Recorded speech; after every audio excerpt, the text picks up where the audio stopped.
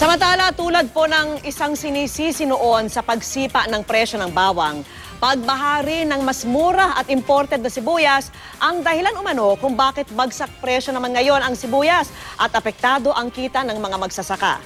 At tulad po ng natukoy na problema noon, kagagawan din umano ng ilang kapwa nila magsasaka ang problema ngayon sa sibuyas. Yan naman po ang tinutukan ni Mav Gonzalez. Ito ang tensyong sumiklab sa Annual Farmers Forum sa Bungabon, Nueva Ecija noong nakaraang linggo nang madiskubring mga kapwa pala nila magsasaka ang nag-i-import ng sibuyas. Bakit mo siya tibigman may pangalan pa? Samantalang meron pala siya import permit. Nagkahali pa po siya pa po ang nangunang magbansa. Tinatamaan ko tuloy yung mayroong mga ko, maawa ka tibigman sa mga magsasaka. Iniinda kasi ngayon ng onion farmers ang bagsak na presyo ng sibuyas na isinisisi sa pagpasok ng mga mas murang imported na sibuyas. Yun pala, ang ilang farmers cooperative ng bayan ng Bungabon din may hawak ng import permit. Ang bagong sigla credit cooperative, nagbenta pa raw sa isang George C. ng import permits para makapag-angkat ng sibuyas mula China sa halagang 7.1 million pesos. Pinasok po ang importation ng may malinis na hangal. Huwag kailan para magtulong po sa mga cooperative kasabi ng aming federasyon. Sa tulong nun, nasuportahan sila ng buto at mga ipos upang buwang kapitol ang pagtatanim ng sibuyas. Ang bayan ng Bungabon ang itinuturing na onion capital ng Pilipinas at malaki ang epekto sa mga magsasaka ng pagbaba ng presyo ng sibuyas. Ngayon, ang pulang sibuyas, 13 pesos na lang kada kilo, habang 15 pesos naman ang puting sibuyas.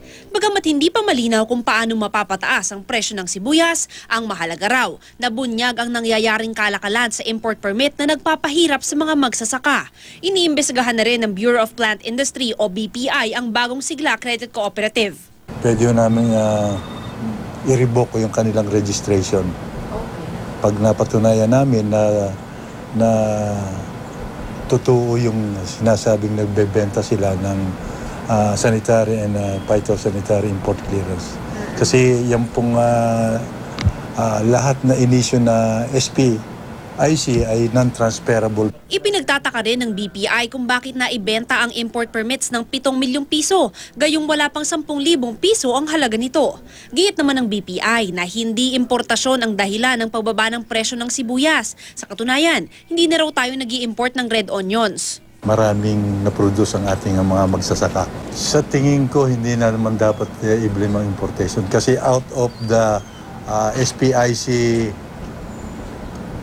na inisyu namin, more than 1,066, ang dumating is 202 import permit lang.